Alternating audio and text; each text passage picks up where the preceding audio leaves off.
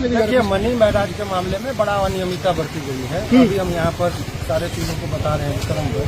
ये एफआईआर जो हुआ है, एफआईआर की कॉपी के साथ आपके साथ हम आएंगे डिटेल में। एफआईआर जो हुआ था, ये घटना स्थल बताया जा रहा है बिहार का।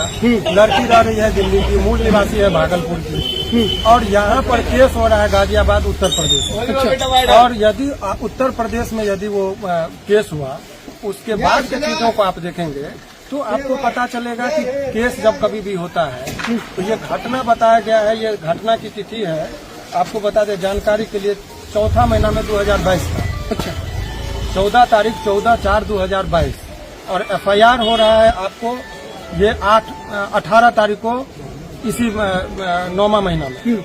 और जब कभी भी यानी कि 3 साल बाद वो आरोप लगा रही है दुष्कर्म का, जबकि 3 साल तो कह रही शादी भी हमने कर लिया।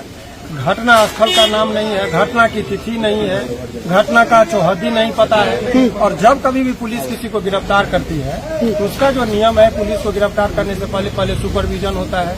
चूंकि लंबे अवधि की बात है, इसीलिए कॉग्निजेबल ऑफेंस से गिरफ्तार करने की शक्ति है। लेकिन अदर स्टेट से जब यहाँ पर आएंगे तो अदर स्टेट से आने के लिए उसको पहले सुपरविजन होता है वरीय पदाधिकारी के अनुशंसा पर। जब लगता है कि मामले में तथ्य और इमीडिएटली गिरफ्तारी जरूरी है, तब गिरफ्तार करके लेके जाता है।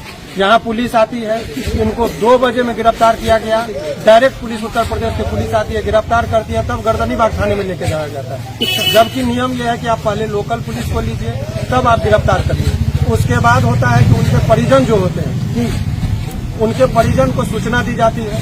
यहाँ परिजन को सूचना नहीं दी गई थी, तो अभी चूंकि बंदी था तो जज साहब के आवास पर ही जो ट्रांजिट रिमांड होता है कि यदि 30 किलोमीटर से अधिक की यात्रा करानी पड़ती है, यदि तो उसके लिए नियम यह है कि आपको एक इजाजत लेना पड़ता है कोर्ट से। तो ये ट्रांजिट रिमांड जो है, चूंकि रात का वक्त था, गिरफ्तारी हो गई थी, उसको उत्तर प्रदेश लेके जाना था। तो हमने जज साहब के सामने सारी बातों को रख दिया कि उसके जान को खतरा है, ये लोग जान से मारने की साजिश भी हो सकती है।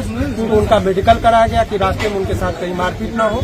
ये तमाम तरह की चीजों को हमने जज साहब के सामने रखा। जज साहब ने बहुत जान की खतरा क्यों लग रहा है आपको? जान का खतरा चूंकि पूरी साजिश के तहत इसको फंसाया गया है। ये उभरता हुआ सितारा है। अभी बहुत दिनों से वो बहुत सारे इंडस्ट्री में बहुत सारे लोगों को पीछा करते हुए आगे बढ़ा। 500 मिलियन यदि लोग उसको नहीं, एक में 500 मिलियन लोग जो देखा है, हमने जो देखा है, तो 50 करोड़ लोग जिसको जानने वाले लोग हों, उसके पीछे बहुत सारे लोग, जब कोई आगे बढ़ता है तो शत्रु भी होते हैं। ये सब तमाम तरह की चीज था। अभी एफआईआर के साथ अभी हमारे चैम्बर में चलेंगे। एफआईआर की कॉपी है, विधिवत बताएंगे कि कितना। अभी आप लोग को क्या कर रहे हैं? अभी तो बेल होना है, जैसे आपको बता रहे, ज्यादा दिनों तक कोई ऐसी विवाद नहीं है, झूठा केस है।